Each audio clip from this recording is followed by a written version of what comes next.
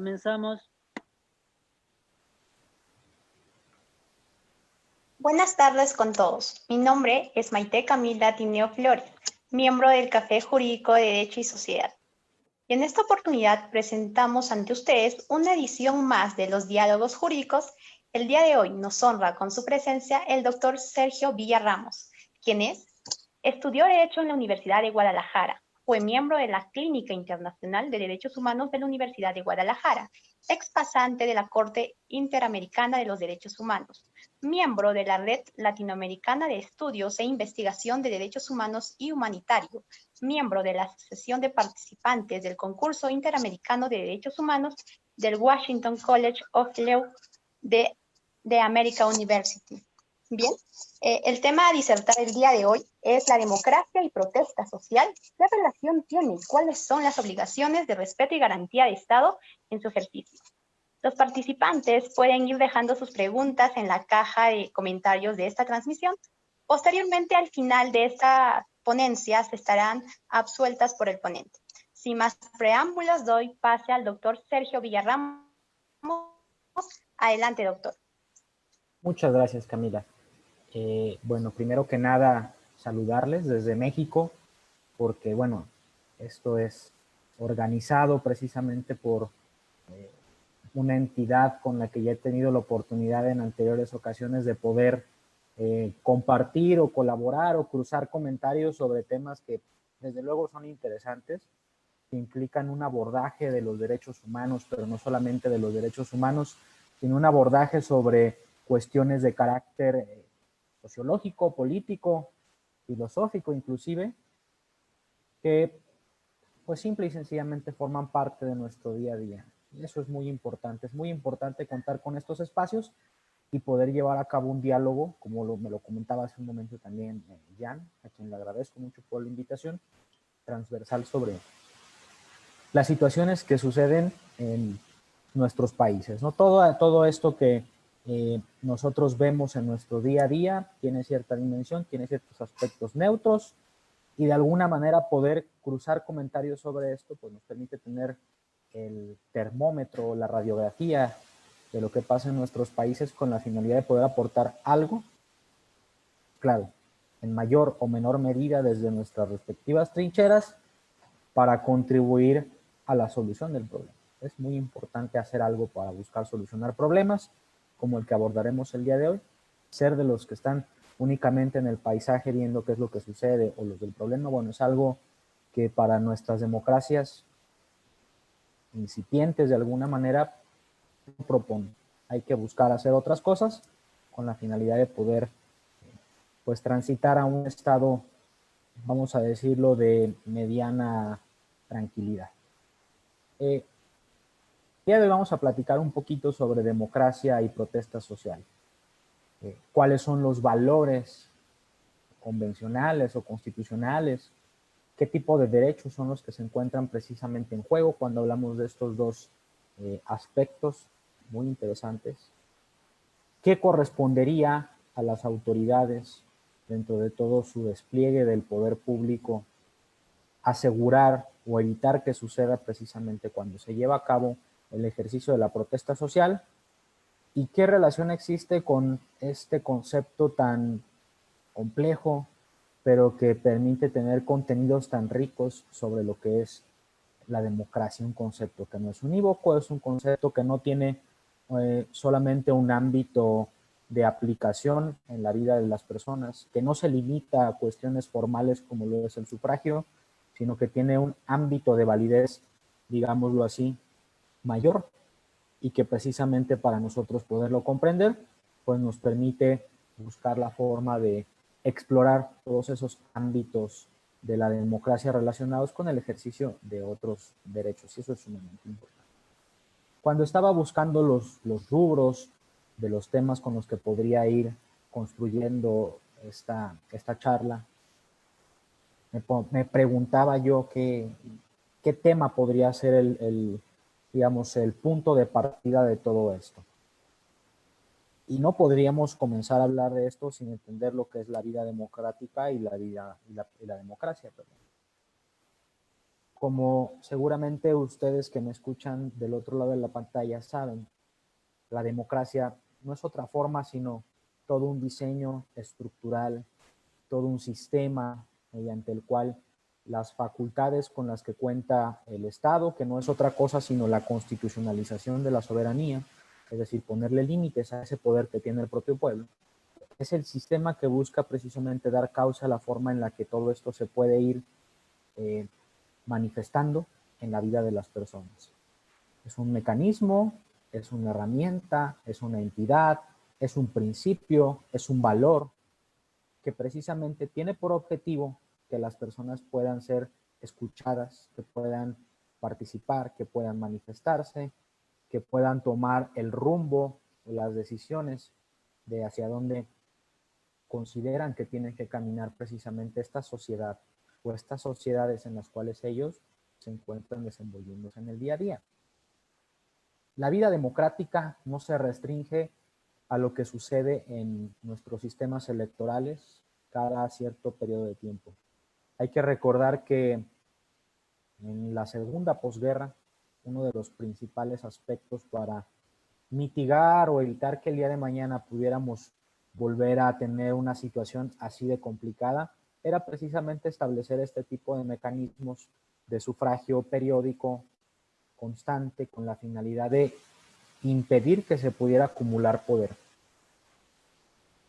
Este es un aspecto sumamente importante y que forma parte de estas herramientas que permiten precisamente evitar que el poder pueda ser detentado por personas, grupos, que el día de mañana pongan en peligro no solamente su ejercicio, sino obviamente aquellas personas, la sociedad, que de alguna manera son el objetivo del correcto ejercicio del poder. Pero la democracia, no quiero decir que es una idea errática, sino que simplemente es uno de los aspectos pues, más palpables para las personas. No solamente se ejerce a partir del sufragio, conforme a los sistemas que hay en nuestros distintos países, que muchos tienen ciertos aspectos de coincidencia y en muchos otros casos puede haber aspectos en donde hay una disidencia.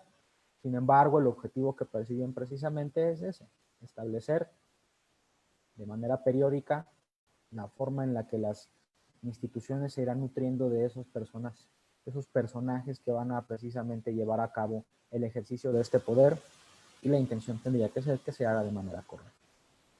Pero hay otros ámbitos de la democracia que no solamente se manifiestan con el empleo de estos mecanismos, con el sufragio, el voto. Y tiene que ver con el diálogo, la pluralidad que tiene que haber en toda sociedad, en cómo se van manifestando en el día a día las posibilidades de que otros grupos sean escuchados.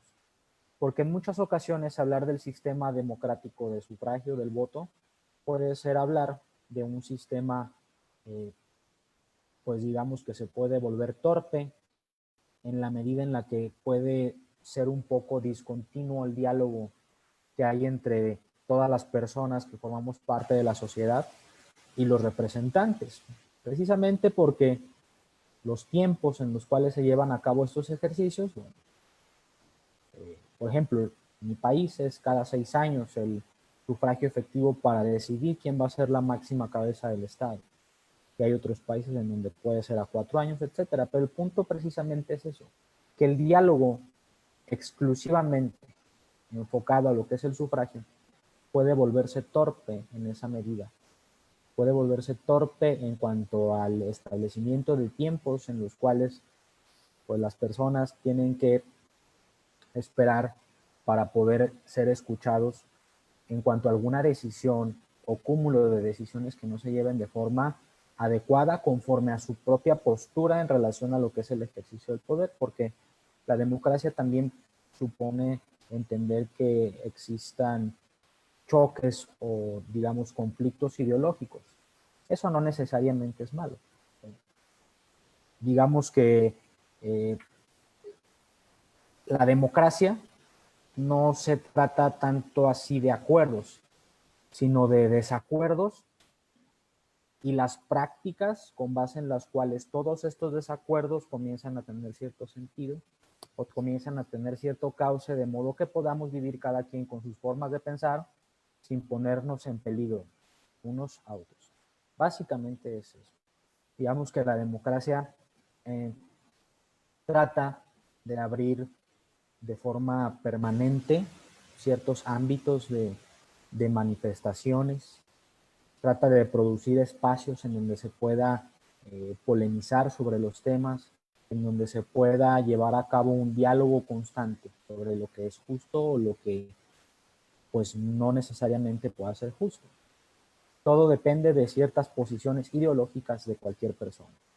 Hay una frase muy interesante que se usa mucho en el ámbito de los derechos humanos que dice que en nuestras coincidencias nos encontramos, pero en nuestras diferencias crecemos. Y es que precisamente ese es uno de los aspectos más importantes que busca resguardar el ejercicio de la democracia y que nos permiten vivir en democracia. Porque vivir en democracia, insisto, no significa que cada cierto tiempo vamos a llevar a cabo el ejercicio del sufragio efectivo. Es un modo de vida. Es algo que se manifiesta todos y cada uno de los días, con todas y cada una de nuestras propias conductas. Es la forma en la que nosotros podemos buscar de alguna manera que nuestros intereses sean resguardados, claro, sin chocar con los intereses de los demás, generar consensos, pero sin tratar de imponer o pretender hacer imponer una idea distinta.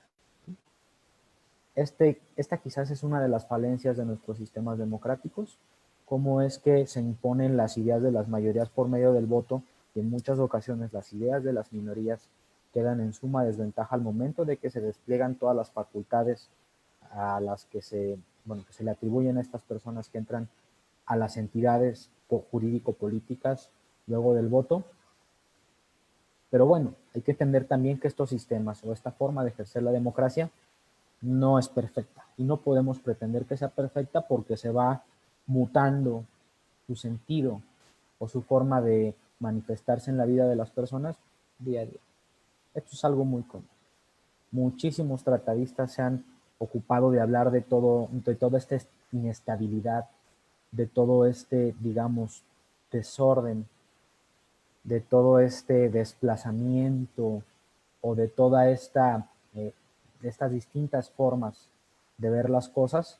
Sin embargo, sería ingenuo creer que podríamos llegar a establecer un mecanismo que permita solucionar de forma completa y perpetua los problemas que se van generando en la sociedad. Hay un pensamiento que a mí me llama mucho la atención, me parece que es muy acertado, de Roberto Gargalera. Roberto Gargalera habla del sobredimensionamiento de las posibilidades expresivas del sufragio. Y precisamente lo hace desde este punto de vista de que el sufragio, como tal, no es un fin en sí mismo, es un medio. Pero hablar de que es un medio nos permite entender que el objetivo va más allá del propio sufragio. Y si el sufragio es un medio y hay un objetivo más allá que precisamente es la vida armónica en sociedad, pues entonces podemos admitir que existen otros medios para lograr alcanzar ese objetivo. Y es aquí en donde nosotros, hablando de democracia, llegamos a la expresión de las personas en torno a lo que sucede en sus vidas. Es así que podemos llegar a la relación que existe entre la democracia y la libertad de expresión. Hay una frase muy interesante que a mí también me gusta mucho, que señala que la libertad de expresión es el nervio de la democracia y que simplemente no hay democracia sin libertad de expresión. Y es que precisamente la forma en la que se puede el pueblo, digamos la sociedad, ustedes, yo, cualquier persona, expresar sobre lo que considera correcto o incorrecto, justo o injusto, de la forma en la que se ejerce el poder o la forma en la que se van dando los cambios precisamente a la luz del sufragio, luego de que se incorporan los personajes por los cuales se ha decidido con base en el voto en las diversas entidades o manifestaciones de entidad del poder público, pues es de esta manera. es a partir de la forma en la que nosotros nos expresamos. Aquí quiero recordar también una frase muy interesante de José Saramago, que dice que el derecho más importante que puede tener una persona no se ha contenido en tratado internacional alguno, palabras más, palabras menos, con toda precisión, y es el derecho a disentir. Este disentimiento, ¿sí?, la forma en la que nosotros podemos pensar de modo distinto que los demás, pues se expresa a partir de la libertad de expresión, que no es otra cosa sino una piedra, digamos, angular, es uno de los pilares de la existencia misma de una sociedad democrática. Palabras más, palabras menos, inclusive lo ha dicho la Corte Interamericana en diversos casos y en opiniones consultivas. Este derecho a la libertad de expresión, yo ya enfocándonos en la cuestión, digamos, más jurídica sobre lo que es la libertad de expresión en relación con la democracia. Como todos los derechos, coexisten y pueden ser interpretados de forma interdependiente entre unos y otros, generan ciertas fórmulas, generan ciertos ámbitos de comprensión del derecho. Y la libertad de expresión en el entorno democrático no puede ser entendida sin hacer referencia clara a los derechos políticos, sin hacer referencia al derecho a reunión y sin hacer una referencia también a la libertad de asociación. Estos derechos comprendidos de forma conjunta, digámoslo de alguna manera, constituyen esta categoría de derecho a la que conocemos nosotros como protesta. La Corte Interamericana precisamente ha dicho que esta relación que existe entre unos y otros, libertad de expresión, derecho de reunión, libertad de asociación, derechos políticos, hace posible el juego democrático. Y es muy importante este pronunciamiento de la Corte en cuanto a establecer que hacen posible el juego democrático. Esta protesta se manifiesta en muchas formas en nuestros estados. En Perú, hace algunos días o semanas, ustedes vieron la manifestación de la protesta como parte de de una ruptura del orden constitucional de cosas. No quiero usar un concepto tan radical o tan fuerte como lo es golpe de Estado, pero fueron precisamente ustedes testigos de una ruptura del esquema constitucional de cosas, y la gente precisamente a partir del ejercicio de estos derechos salió a las calles a manifestar su desacuerdo con lo que estaba sucediendo, con la forma en la cual otra entidad de poder estaba asumiendo lo que ustedes decidieron a partir del sufragio. Y dentro de este conflicto institucional y el ejercicio de esta protesta, claro que hay diversas expresiones. Aquí lo importante sería entender precisamente que el ejercicio de estos derechos, como el de todos los derechos, tiene ciertas dimensiones, tiene ciertos ámbitos de ejercicio, que puede ser sujeto a ciertas restricciones inclusive, que hay obligaciones de garantía y obligaciones de respeto a cargo de los estados, cuando un grupo de personas está precisamente ejerciéndolos, cuando está protestando. En este punto quiero comentarles que algo de lo que nos llevó a mí y a Jan platicar para poder elegir el tema tiene que ver con una ley muy interesante peruana, en donde me parece que se ha determinado algo que es sumamente alarmante. Está en el grado más alto de alarma. Por principio de cuentas, comentarles que cuando he tenido la oportunidad de llevar a cabo estudio de normas peruanas, noto muchos problemas en cuanto a la configuración de sus normas, porque en muchas ocasiones son normas,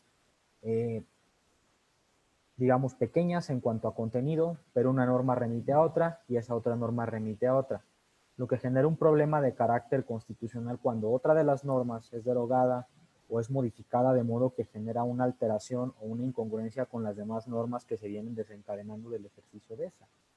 Eso es algo delicado, hablando del punto de vista de construcción constitucional de las normas, una cuestión de técnica legislativa. Pero bueno, eso es un tema incidental, eso es un obiter dictum. Esta ley muy interesante, la ley 31012, que habla sobre la posibilidad de que agentes oficiales que por algún motivo están usando sus armas y que llegan a generar algún tipo de lesión en un particular, en ciertos contextos, que pueden burlar el ejercicio, la acción de la justicia, palabras más, palabras menos, por estar desempeñando funciones oficiales. Esto es algo de lo más grave. Esta es la forma en la cual se van instrumentando mecanismos, entre otras cosas, para poder criminalizar la protesta. Es darle herramientas a las autoridades para poder suprimir el ejercicio de estos derechos. El poder no está constituido ni confeccionado para eso. Desde luego que no. Pero como parte de los tópicos de lo que queremos compartir o charlar el día de hoy, precisamente está abordar estas cosas que no deberían de suceder y su relación que existe en cuanto a las obligaciones de garantía y de respeto sobre estos derechos. Reunión, asociación, libertad de expresión, derechos políticos. Creo que en este punto, no obstante que es un tema que yo estoy muy seguro de que ustedes también conocen, noto que podríamos establecer una idea muy general de lo que sería.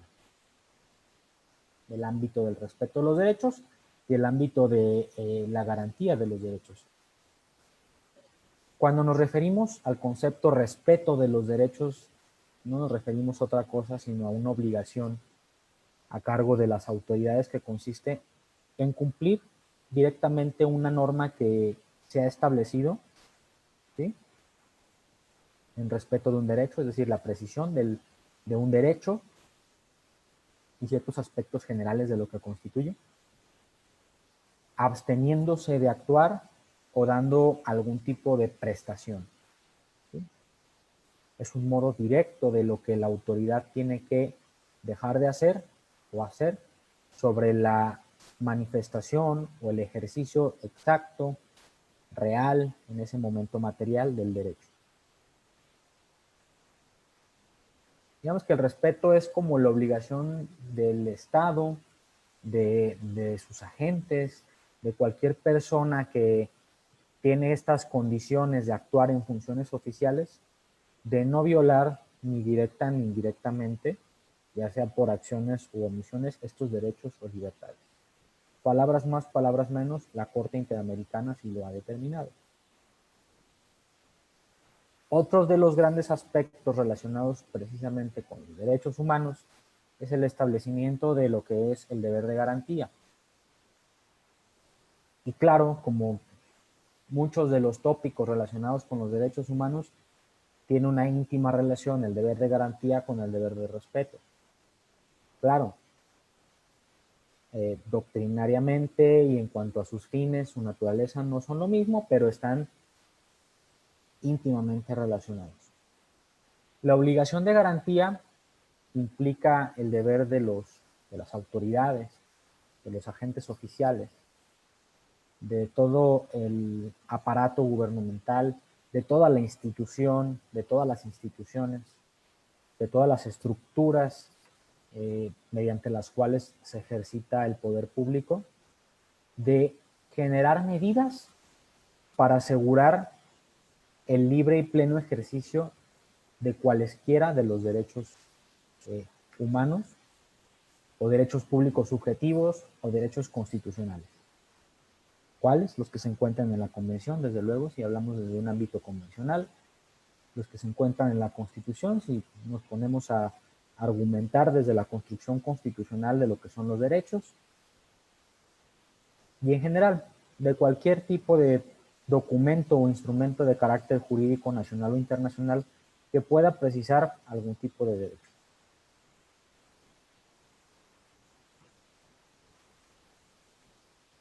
En su labor interpretativa, la Corte Interamericana ha señalado que los estados, al momento de prevenir este tipo de afectaciones, digamos, al establecer las medidas de garantía, tienen que buscar esto: prevenir, investigar, sancionar todo tipo de violación a los derechos humanos, contenidos obviamente en la Convención Americana. Es una construcción convencional. Pero también esta obligación de garantizar el libre y pleno ejercicio de los derechos no se agota con el establecimiento de medidas de carácter normativo. Claro, hay que entender que el establecimiento de una norma persigue una conducta espontánea y obligatoria de la autoridad, pero generalmente no es así. Qué bueno que fuera así. Precisamente por eso tenemos mecanismos para lograr asegurar el respeto de todas estas disposiciones normativas, porque digamos que las medidas, tanto de respeto como de garantía, particularmente hablando del tópico de garantía, estas medidas o esta forma en la que se comienzan a estructurar, claro, parte de normas.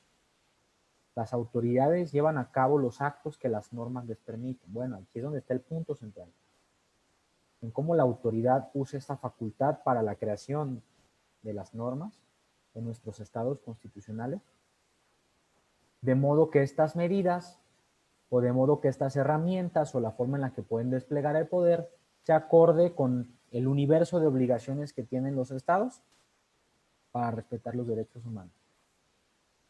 Porque hay que decirlo, tampoco es una tarea menor del Estado.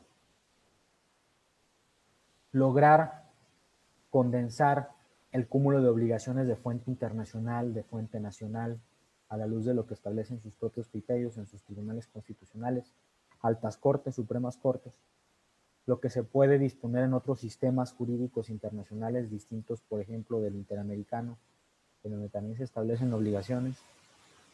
Claro que condensar este cúmulo de obligaciones y crear productos que permitan a las autoridades desplegar sus facultades con base en estos principios puede ser una tarea complicada, pero es obligación de las autoridades. Y básicamente eso sería el respeto y la garantía de los derechos humanos. Hasta este momento hemos hablado de vida democrática, hemos hablado un poco de democracia, hemos hablado de la íntima relación que existe entre libertad de expresión, derecho de reunión, derecho de asociación, derechos políticos, y lo que son los deberes de respeto y de garantía. Si tomamos todos estos elementos, ya comenzamos a llegar al punto importante de esto, y que está relacionado con lo que comentaba hace un momento. Cómo en el ejercicio de una protesta social se llevan a cabo ciertas distorsiones del ejercicio del poder público que lesionan y de forma importante los derechos de las personas. Ya no se diga que se les impida protestar. Es una lesión a derechos humanos. Pero ya estamos hablando de lesiones de las más graves. Que se termine con sus vidas.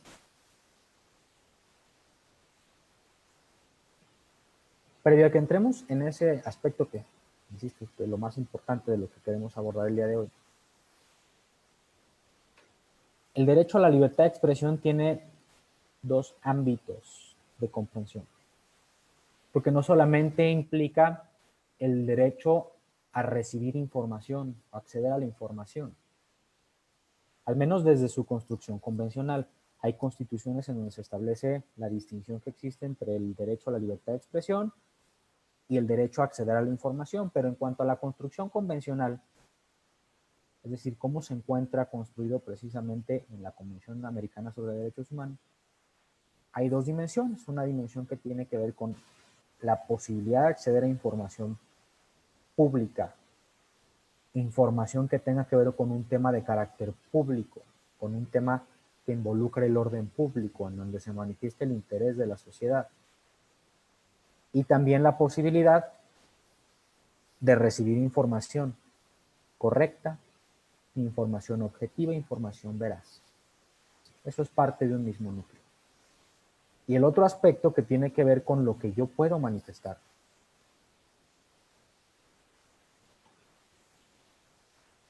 Este derecho cobra sentido en el contexto de lo que es la manifestación de grupos de la sociedad que están en desacuerdo con las políticas o con la forma de desempeñar el poder de otras personas, digámoslo de esta manera. Cobra sentido si lo analizamos a la luz de los derechos de asociación y de reunión. Poder generar grupos con una estructura muy formal o con una estructura informal, pero cuando se tienen ideas muy similares o cuando se tienen, digamos, formas de pensamiento enderezadas a determinados aspectos, a determinados temas, en donde tenemos una comunión, y generar este tipo de asociaciones formales o informales para expresar una idea, ya sea una idea de consenso con las medidas que se están llevando a cabo por quienes tienen el ejercicio del poder público, o en donde se está de alguna manera protestando por lo inadecuado de una medida, está resguardado por la expresión de estos derechos. Tienen mucho sentido si los pensamos de esa forma. Digamos que en esta ecuación el elemento final sería hablar de los derechos políticos. Claro, yo lo insisto, en cuanto a la estructuración convencional, los derechos políticos están comprendidos dentro de la Convención Americana sobre Derechos Humanos como la posibilidad de participar en la dirección de los asuntos públicos de forma directa o mediante representantes, sin que se imponga un determinado sistema. ¿Sí? No es algo que, al menos no la situación jurisprudencial de la Corte lo ha permitido hasta el momento, imponer un sistema, pero sí establecer ciertos patrones o ciertas reglas que son las que permiten asegurar el juego democrático. Otro de los ámbitos de este derecho obviamente es votar, ser votado, tener acceso en condiciones de igualdad a estas funciones públicas, es decir, que yo pueda el día de mañana acceder a la posibilidad de tentar un cargo público, bueno, ostentar un cargo público. Pero al momento de interpretar esta cláusula convencional, sobre todo en el elemento de participar en la dirección de asuntos públicos, es en donde llegamos a lo importante de este derecho para esta ecuación convencional y constitucional, lo que es la protesta social. Una expresión de un grupo de personas que se reúnen con la finalidad de alzar la voz, de manifestar una idea colectiva relacionada con la forma en la que se están llevando a cabo las medidas de carácter político por quien tiene el poder en ese momento, y en ocasiones puede ser en un sentido concurrente, coincidimos, o puede ser en un sentido de disidencia, no coincidimos. En ambos casos, la expresión de este derecho tiene que ser debidamente respetada y además garantizada por el Estado.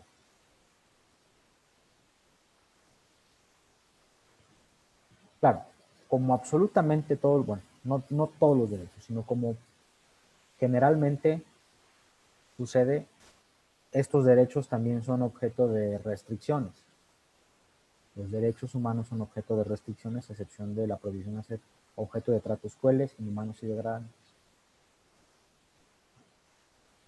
Es algo que yo constantemente noto, al menos en mi país, una distorsión del contenido, del alcance de los derechos humanos, que lleva en ocasiones a personas a considerar que los derechos humanos son una categoría absoluta de ejercicio, y no va por ahí. Estos derechos, desde luego que pueden ser objeto de ciertas limitaciones.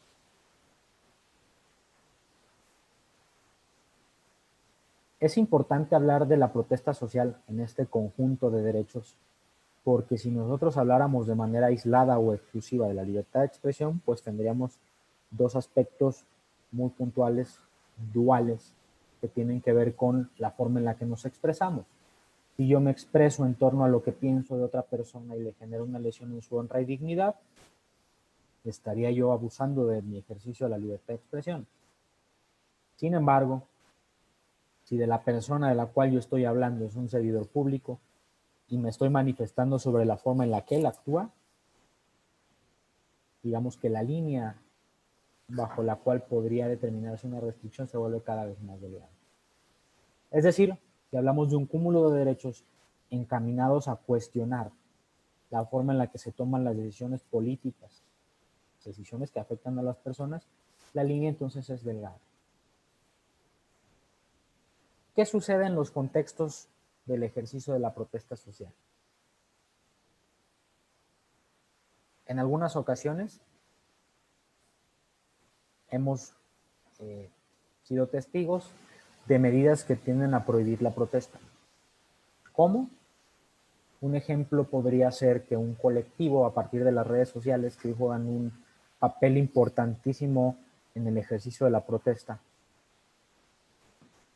emiten un comunicado para convocar a las personas que coinciden con cierta postura sobre lo que se está haciendo mal por algún gobierno, y la autoridad emite algún comunicado en donde prohíbe que se pueda llevar a cabo ese tipo de protesta.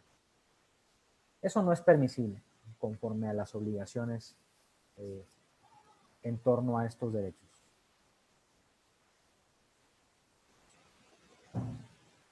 El ejercicio de la protesta no se puede prohibir a priori. Claro, hay casos en los que puede existir una convocatoria, algún tipo de protesta que entrañe, ¿sí?, postular alguna idea que pueda ser contraria a ciertos valores importantes, y en los casos en los que la autoridad podría tener cierta habilitación para establecer un régimen de restricciones. Pensemos en una protesta social convocada por un grupo de supremacistas nazis, no lo sé, estoy hablando hipotéticamente, en donde se quiera hablar en contra del gobierno, pero desde una postura que trate de dar a entender que se tiene que ir en contra de un grupo protegido. ¡Wow!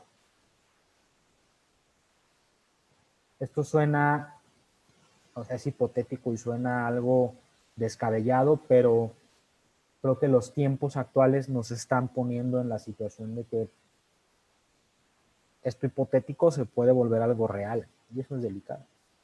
Hemos avanzado tanto en nuestra historia como para volver a estos esquemas delicados. Pero bueno. En el ejercicio de la protesta social, en el contexto de la protesta social, se pueden dar distorsiones del ejercicio de la protesta social por grupos radicales. En México hay un diálogo muy nutrido, actual, que tiene que ver con el ejercicio de la protesta y la radicalización de la protesta. Claro, la democracia admite que existan ideas a favor de esta radicalización e ideas en contra de la radicalización de la protesta. Pero por sí misma la radicalización de la protesta, a mí, en lo personal, no me parecería incompatible con las obligaciones o con las formas o con la dimensión de ejercicio de estos derechos, al menos no cuando aún la radicalización de la protesta no genere una lesión a valores protegidos a favor de otras personas. La radicalización de la protesta que genere el linchamiento de una persona, el asesinato de una persona, bueno, sería una radicalización claramente contraria a estos valores o a esta dimensión de comprensión del derecho y de su ejercicio. Una radicalización de la protesta que genere la lesión de algún tipo de inmueble público no necesariamente supone el ejercicio distorsionado de estos derechos. Sin embargo, en esos contextos es que las autoridades ejercen el poder punitivo, el poder público, la fuerza del Estado de un modo aberrante. Toman la investidura que precisamente nosotros les hemos otorgado con motivo de la manifestación de las decisiones a partir de los sufragios y del establecimiento de mecanismos para que se elija quiénes van a desempeñar el poder público. Hay que recordar que nuestras legisladoras, nuestros legisladores en nuestros distintos países establecen las normas para que los policías, por decir algo, ingresen en funciones a los cuerpos policiales. Ellos también establecen las normas con las cuales se les somete a mecanismos de control de confianza para saber si son personas aptas para ejercer la fuerza pública del Estado. Y esto no significa otra cosa, sino que nosotros estamos generando las medidas para que se les imprima esta característica, esta posibilidad de ejercer la fuerza del Estado. Y no obstante que esto es de esta manera, ellos usan esa fuerza pública para reprimirnos. En estos contextos de protesta social es muy común ver detenciones arbitrarias. Es muy común también que se generen tratos que lesionan la integridad de las propias personas. La violencia del Estado en contra de quienes lo componen, lo conforman, quienes le dan sentido al Estado. También es muy común ver contextos en los que este ejercicio violento de la fuerza pública del Estado en contra de las personas que están ejerciendo el derecho a protestar llegue a la consecuencia más fatal, que es la pérdida de la vida de una persona que está protestando, que está ejerciendo su derecho. Y es delicado porque cuando uno ve esto no puede pensar en otra cosa, sino en, ¿pude haber estado yo ejerciendo mi derecho? No es algo que esté pidiendo que se me dé, es algo que tengo ya, es un derecho que puedo ejercer. Es una prerrogativa de carácter fundamental y tendría que ser respetada. Y el Estado tendría que garantizarla, establecer medidas para que yo pueda ejercerlo de manera segura, sin la preocupación o sin el temor de que un agente oficial pueda atentar en contra de mi propia dignidad. Generar condiciones y emitir las órdenes necesarias para que un agente oficial se abstenga de detenerme si no lleve a cabo ningún tipo de conducta contraria a derecho. Claro, aquí los elementos oficiales tienen que discernir entre qué puede o no constituir una lesión a otros valores. Pero el problema es cuando se estandariza una conducta por parte de los cuerpos policiales y cualquier ejercicio de la protesta, lanzando consignas, etc., se trata con el mismo rigor que un grupo radical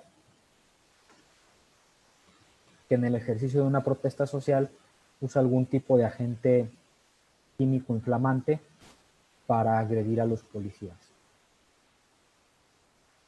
Por eso son importantes estos mecanismos de control de confianza en los cuerpos policiales. Hay que entender la psicología de quien va a usar la fuerza pública del Estado para evitar este tipo de cosas tan, pero tan graves. Y esto sucede en muchos de los países de América Latina. Bueno, esto sucede también en países de los que conocemos como desarrollados. Hace algunos meses lo vimos en Estados Unidos, lo hemos visto en países europeos.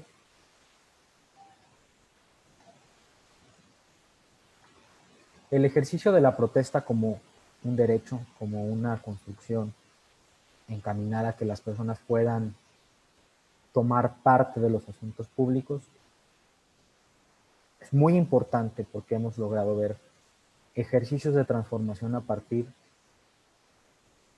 de estos derechos. Claro que para las autoridades en muchas ocasiones, sobre todo para las malas autoridades, esto puede constituir una afectación para sus formas de desplegar el poder para sus propios intereses. Pero la protesta tiene por objetivo que logremos, más allá de este instrumento del sufragio efectivo, construir cambios, que logremos ponerle voz a las causas y que más personas que puedan coincidir con las causas se sumen con la finalidad de hacerle notar a quien ostenta el poder qué es lo que realmente se busca, qué es lo que realmente se quiere. La radicalización de la protesta tiene un origen, y el origen no es el propio grupo que esté llevando a cabo el ejercicio de una protesta así radical. El origen es el olvido de las autoridades, es la forma inadecuada de actuar de las autoridades. Ese es el origen. Llega el punto en el que el ejercicio de los derechos necesita algo más para que puedan producir los efectos para los cuales se buscan ejercitar. En mi país es algo muy común. Insisto, es un tema que guarda una gran parte del espacio público, el hablar de la radicalización de la protesta, a favor y en contra.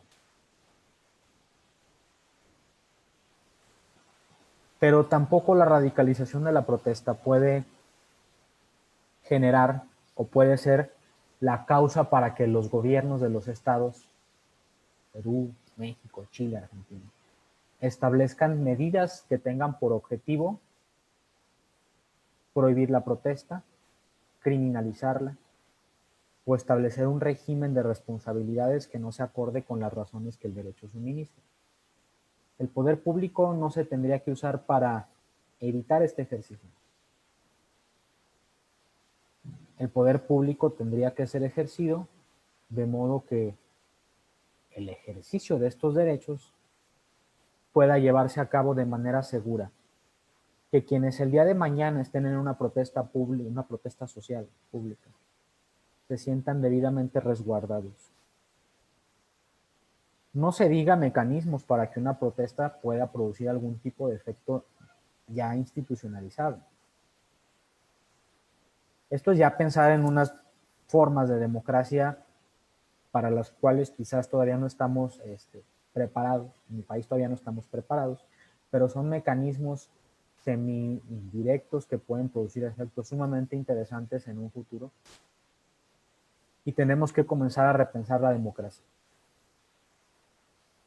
No porque no funcione, sino que tenemos que pensarla desde el punto de vista de todo esto que la protesta está tratando de resolver, que la democracia, comprendida como hasta el momento nosotros la hemos considerado en nuestras propias ideas en los diferentes estados, que pueda también precisamente ser consecuente con todo esto. Bueno, con esto yo concluiría. Tengo entendido que que es probable que pueda haber algunas preguntas. Siendo así, si hay alguna pregunta, pues yo estaría encantado de responderla o de tratar de responderla.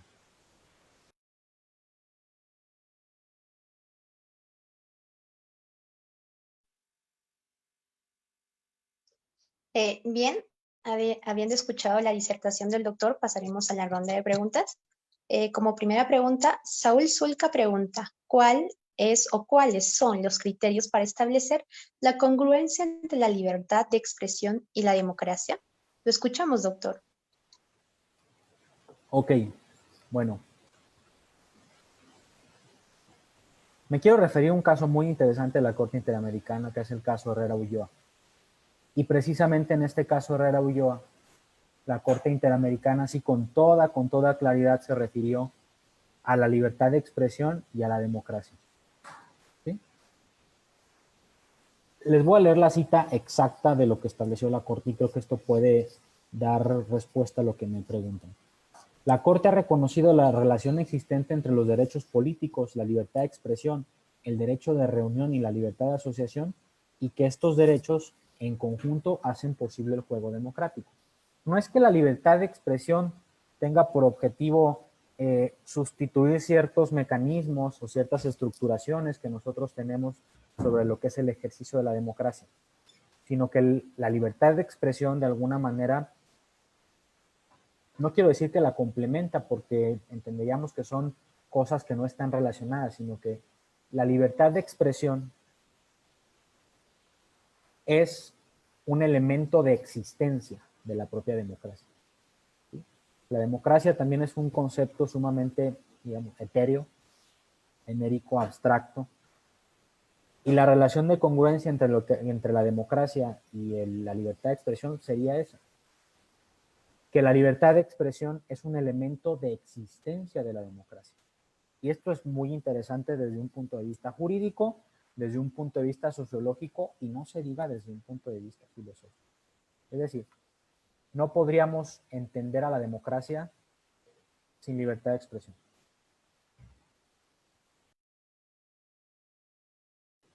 Espero haber respondido la pregunta.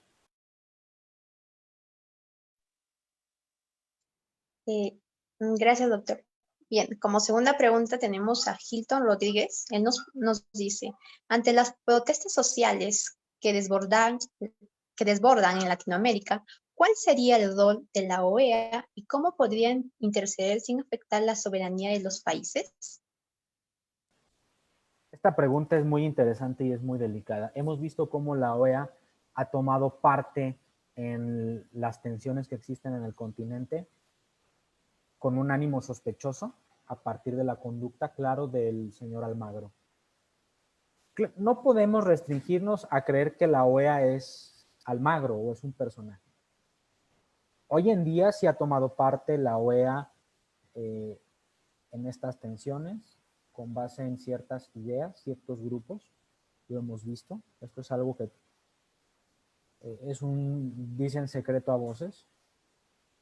Lo hemos visto con la forma en la que se ha comportado la OEA de Almagro, vamos a decirlo así, en la situación de Chile, en la situación de Bolivia.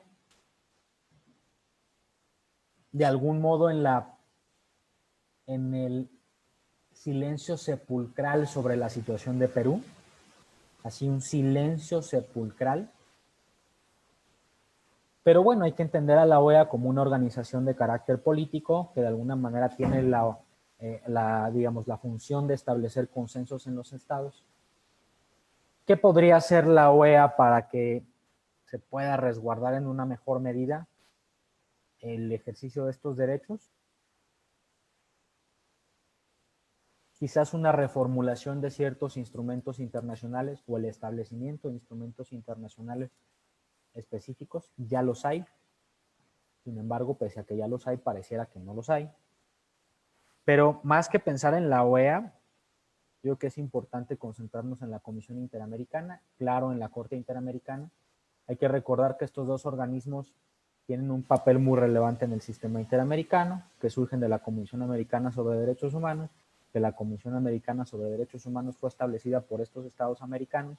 Entonces, digamos que de manera indirecta lo que genera la OEA, pues es esto, tener estos dos organismos importantes que establecen cuándo se violan los derechos, en este caso el derecho a la protesta con sus elementos en casos concretos, pero su tarea se ve obstaculizada por cuestiones de carácter política y presupuestal.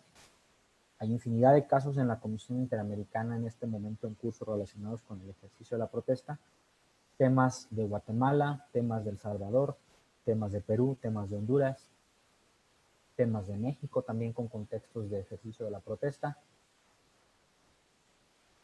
que van a ser resueltos por la Comisión Interamericana dentro de muchos años, y que si las autoridades no cumplen con estas recomendaciones que se les dan, van a ser remitidos a la Corte y van a ser resueltos en otro par de años. Entonces quizás lo que puede hacer la OEA no solamente es generar compromisos con los estados que la conforman, establecer asambleas o mecanismos de seguimiento permanente desde la propia OEA para poder determinar cuándo se está incumpliendo o no con el respeto de estos derechos, sino también darle mayores herramientas a la Comisión Interamericana y a la Corte Interamericana.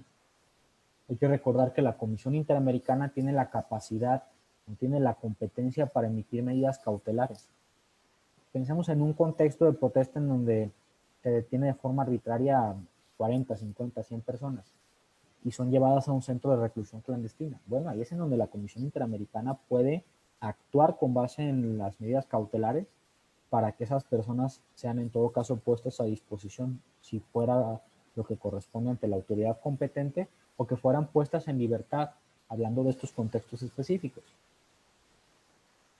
La OEA, desde luego que necesita darle mayores recursos, como dicen, darle uñas y dientes a estos organismos para que puedan ellos llevar a cabo su función precisamente de promover y proteger los derechos de las personas en el sistema. Creo yo que esas podrían ser dos cosas que podría generar la OEA. Claro, hay que pensar hoy en día en una OEA que tiene cierta visión de cierto personaje. Y bueno, pues esperemos que esto sea transitorio y que posteriormente la OEA se encuentre bajo la dirección de una persona que no tome parte de los asuntos o las tensiones del continente a favor de grupos que, como nosotros sabemos, son sospechosos y que no necesariamente persiguen lo mejor para los intereses de las personas que vivimos en el continente.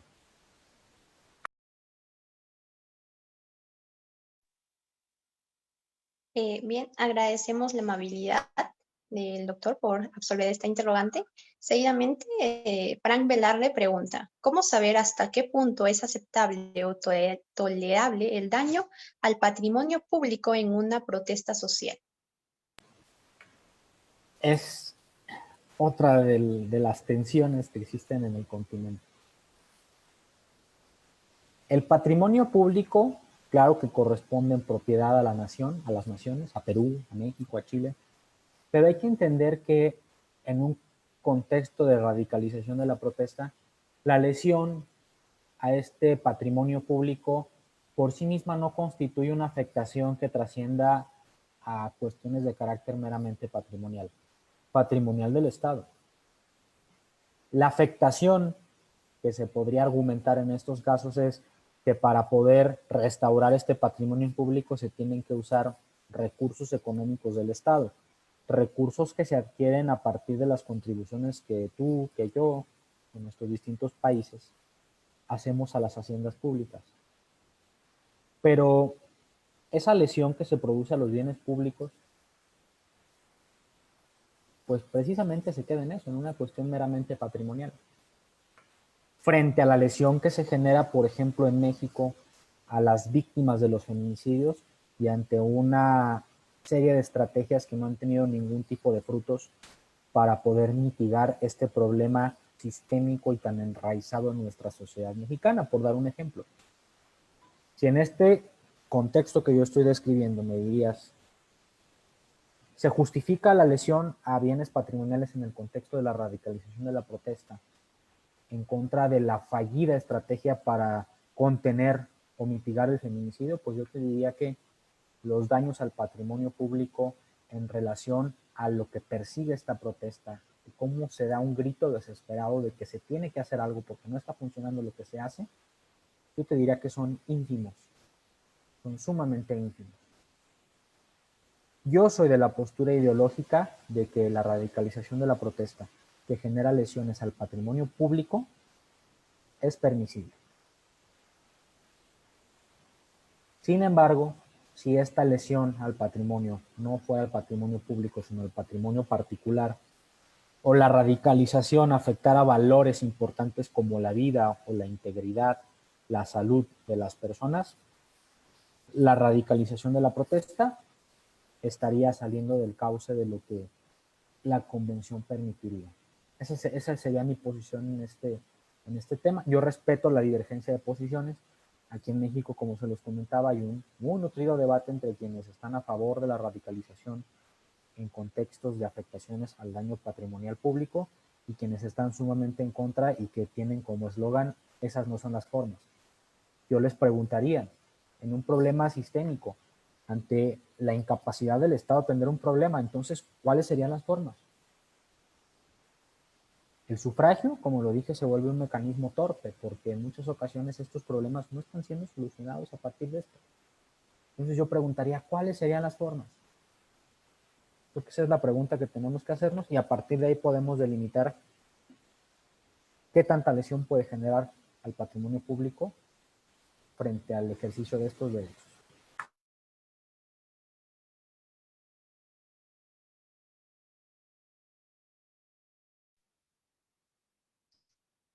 Bien, a continuación le pediría una recomendación del cómo se podría mermar los conflictos sociales y cuál es el rol de los gobernantes en estos casos, doctor.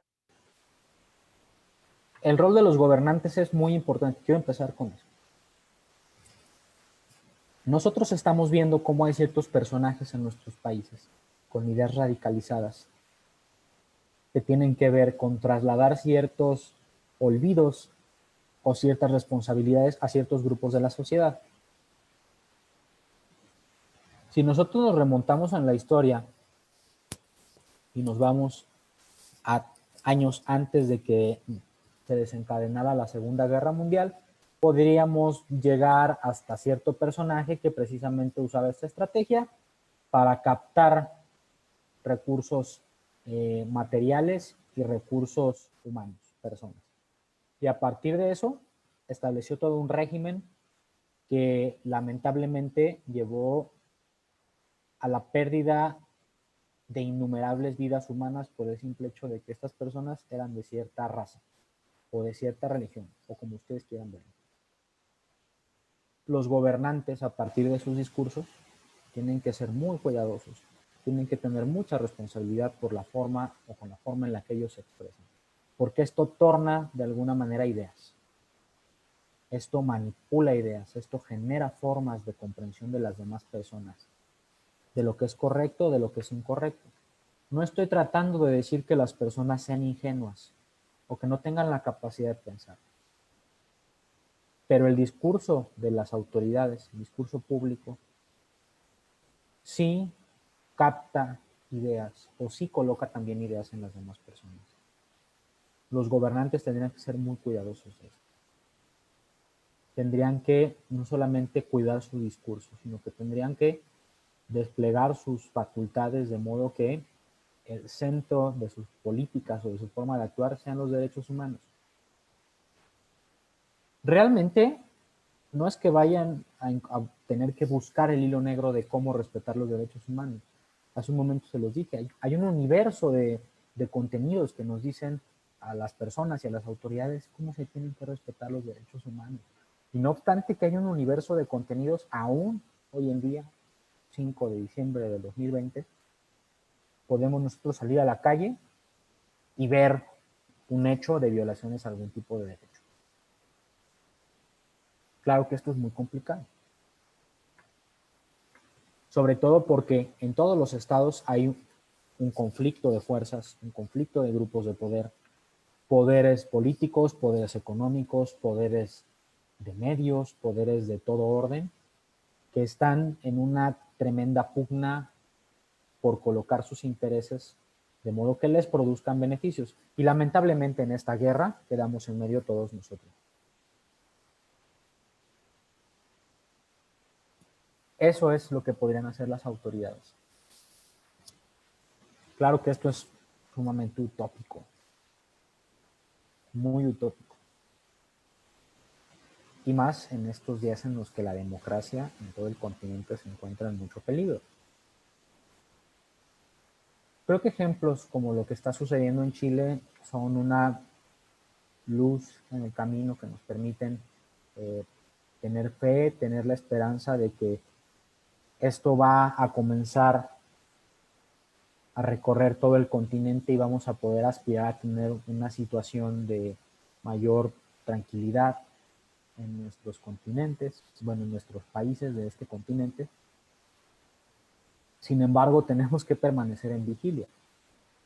Ustedes hace poco vivieron un conflicto institucional sumamente interesante, sumamente grave, delicado, como esos que no se ven a menudo. y podrán conocerlo de viva, en carne propia, mejor que yo. Esa podría ser, digamos que una idea de lo que tendrían que hacer. Y suena sumamente complicado, lo es muy complicado. ¿Qué nos corresponde a nosotros para tratar de que esto suceda? Claro, usar la protesta social, pero no de forma aislada. La protesta social sí produce cambios, pero tiene que venir acompañada de otros elementos.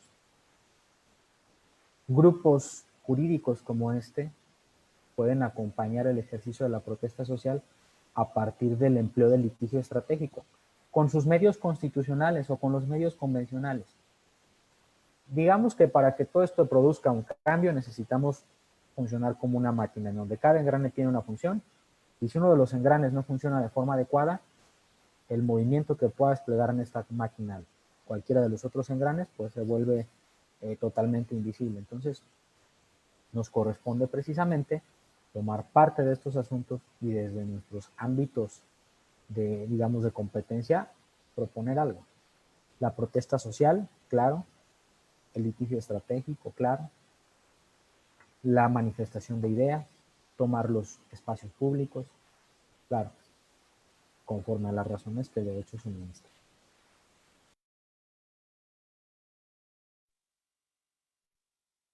Bueno, agradecemos las respuestas a todas las preguntas. No habiendo más pregunta por parte de los participantes, a nombre del Café Jurídico de Derecho y Sociedad, agradecemos enormemente, de manera especial, al doctor Sergio Villa por habernos acompañado esta tarde con una excelente y brillante disertación. Del mismo modo, doctor, nos gustaría pedirle que nos pueda despedir con algunas palabras finales. Claro, pues yo agradecerles a ustedes por la posibilidad de platicar sobre este tema. Es muy interesante cruzar ideas. Hay un mismo tópico que ustedes ven con base en cierto contexto, yo lo veo con otro contexto, y esto es lo que nutre el diálogo y lo que nos permite crecer, digamos que ya no desde nuestros países, sino con una visión de sistema. Yo quiero expresarles una felicitación por establecer este tipo de foros, como se los comentaba hace un momento. Esto es parte de lo que se necesita hacer para generar cambios. Espero que sigan haciéndolo como hasta el momento lo han hecho. Y bueno, hay que seguir dialogando sobre estos temas. Hay que permanecer muy atentos porque el próximo año nos va a deparar cosas muy interesantes con todo este contexto de pandemia, cómo se van a desplegar los recursos económicos para las vacunas, etcétera. Y bueno, seguiremos platicando de estas tensiones. Agradecemos enormemente sus buenos deseos, doctor, y una vez más le agradecemos su brillante disertación y esperando contar en próximos eventos académicos con su persona para que también de esta misma forma nos pueda disertar con diversos temas académicos. De la misma forma, quiero agradecer a todos los participantes que nos han acompañado esta tarde y agradecerle una vez más para finalizar, doctor, decirle a los participantes también que nos sigan en nuestro fanpage con todas las transmisiones que tenemos a continuación, fecha tras fecha. Y enormemente de todo corazón, a nombre del Café Jurídico de Derecho y Sociedad y de todos los participantes, una vez, mil gracias, doctor, por acompañarnos. Con todos ustedes, tengan muy buenas noches. Gracias.